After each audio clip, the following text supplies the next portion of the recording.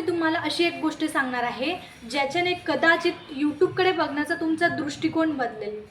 खरंच यूट्यूबवर एक यूजरने केस टाकलेली आहे, ठीक आहे, आणि ती केस टाकल्यानंतर यूट्यूब जे आपण डेली बघतो तो ती केस हरलंसुद्धा आहे। तर नक्की सीन काय आहे ते आपण आता जाणून घेणार आहोत डिटेलमध्ये। तो व्हिडिओ जो आहे तो अजिबात स्किप करू नका, कारण खूप महत्त्वाचा पॉईंट आहे आणि स्किप केला तर मग तुम्ही फ्युचरमध्ये प्रॉब्लेम होऊ शकतो। ही जी केस आहे ती फक्त यूट्यूबबद्दल नाही आहे, ही जी केस आहे ती आपण स्वतःला ॲप्सबद्दल किती कंट्रोलमध्ये ठेवतो। आपण यूट्यूब ओपन करतो फक्त 5 मिनिटं व्हिडिओ बघण्यासाठी आणि 1 तास हा कसा निघून जातो हे आपल्याला समजतसुद्धा नाही। तर हे असं होतं कशामुळे, काय याच्यामागे रिझन्स आहेत ते आज मी डिटेलमध्ये सांगणार आहे आणि कशामुळे यूट्यूबवर केस टाकली गेली की ज्याच्याने यूट्यूब हे न्यायालयात गेलं आणि त्याच्यात तो केस हरला। तर ही गोष्ट जी आहे ती सुरू होते USA मधून। म्हणजे ती जी एक मुलगी होती USA मधली, ती रोज जेव्हा लहान होती लहानपणापासूनच ती व्हिडिओज बघायची, यूट्यूब बघायची, शॉर्ट्स बघायची। त्याच्यानंतर हळूहळू तिचा टायमिंग जो होता तो स्पेंड करायचा तो वाढत गेला। यूट्यूबवर जास्त वेळ व्हिडिओज बघणं, शॉर्ट बघणं, ठीक आहे। तर काही कालांतराने तो जो टाईम होता तो एवढा वाढत गेला की तिला कळायचंच नाही की दिवसाची रात्र आणि रात्रीचा दिवस कधी व्हायचा। तर होतं काय याच्याने, हळूहळू तिची स्लीप जी आहे, झोप जी आहे ती रेग्युलर न होणे, झोप न झाल्यामुळे तिला प्रेशर आलं, त्याच्यामुळे डिप्रेस झाली, ह्या सगळ्या गोष्टी घडल्या, ठीक आहे। तिला वीकनेस आला, सगळ्या गोष्टी, मेंटली ती डिप्रेस झाली। ह्या गोष्टींमुळे ती ॲडिक्ट बनली त्या गोष्टीची, ठीक आहे। यूट्यूब आणि इंस्टाग्राम आपण जे व्हिडिओ शॉर्ट बघतो त्याची, तर ती ॲडिक्ट बनल्यानंतर तिने यूट्यूबवर केस केली आणि केसचा विषय काय होता की यूट्यूब मला ॲडिक्ट बनवतोय, ठीक आहे। तुम्ही न्यूज पण बघितली असेल बघा, साईडला तुम्हाला दिसत असेल की कशा प्रकारे ही जी केस आहे ती यूट्यूबवर त्या मुलीने टाकलेली आहे।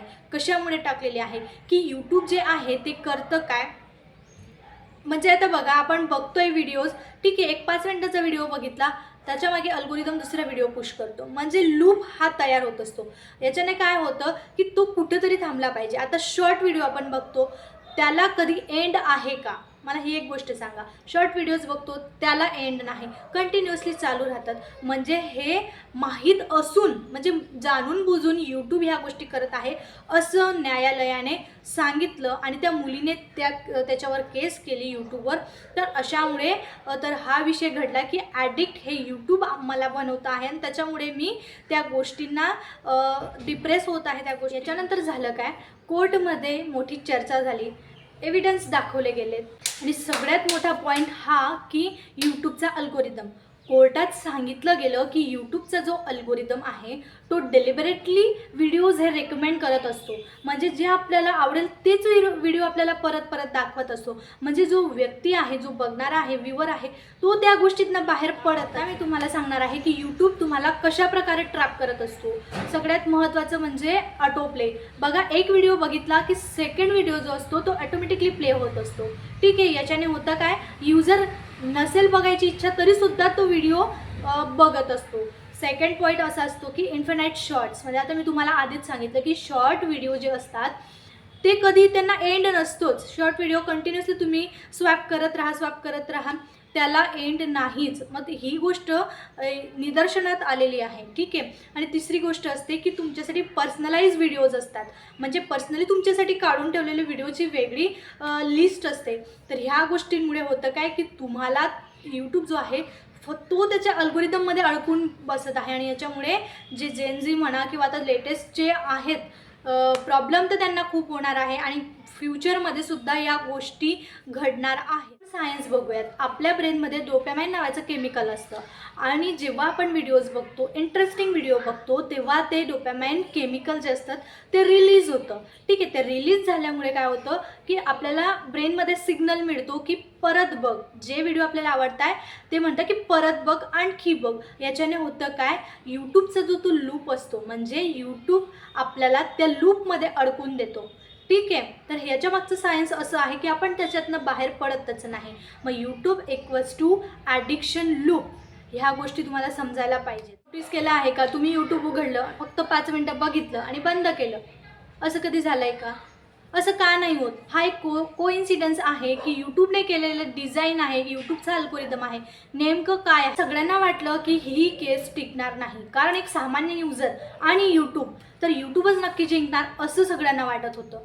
पण जो रिझल्ट होता तो शॉकिंग होता. या ठिकाणी यूट्यूब जे आहे ते हरलेलं आहे, ठीक आहे. आणि हरल्यामुळे त्याला दंडसुद्धा लागलेला आहे, ठीक आहे. यूट्यूब म्हणा किंवा मेटा डेटा म्हणा, या दोघांना म्हणजे यूट्यूबला 30% आणि मेटाला 70% अशा प्रकारचा दंड हा भरावा लागणार आहे. म्हणजे ॲप तुम्ही वापरत नाही आहे, तर ॲप हे तुम्हाला वापरत आहे, ठीक आहे. म्हणजेच याच्यावरून जी एक सिस्टीम ही सगळी चालत असते, कशावर ही सिस्टीम चालते तो मेन मुद्दा म्हणजे क्रिएटर्ससाठी एक वॉर्निंग आहे. कदाचित फ्युचरमध्ये व्ह्यूज हे कमी येतील, अल्गोरिदम बदलेल, फक्त ओरिजिनल कंटेंटवरच व्ह्यूज येतील, ठीक आहे. तर तुम्हाला करायचं काय आहे? फक्त ओरिजिनल कंटेंट बनवायचं आहे, जेणेकरून लोक फक्त ओरिजिनल कंटेंट बघतील, ठीक आहे. आणि त्याच्यावर काम करायचं आहे, कारण सांगता नाही येत की यूट्यूबचं अल्गोरिदम कधी चेंज होईल, काहीही होऊ शकतं, ठीक आहे. तर तुम्हाला या सगळ्या गोष्टींची नॉलेज ठेवायचं आहे, माहिती ठेवायची आहे, ठीक आहे. आणि आजचा व्हिडिओ जर तुम्हाला हेल्पफुल वाटला असेल तर नक्कीच चॅनलला सबस्क्राईब करा, व्हिडिओला लाईक करायला विसरू नका. तोपर्यंत व्हिडिओ नेक्स्ट व्हिडिओमध्ये. थँक्यू.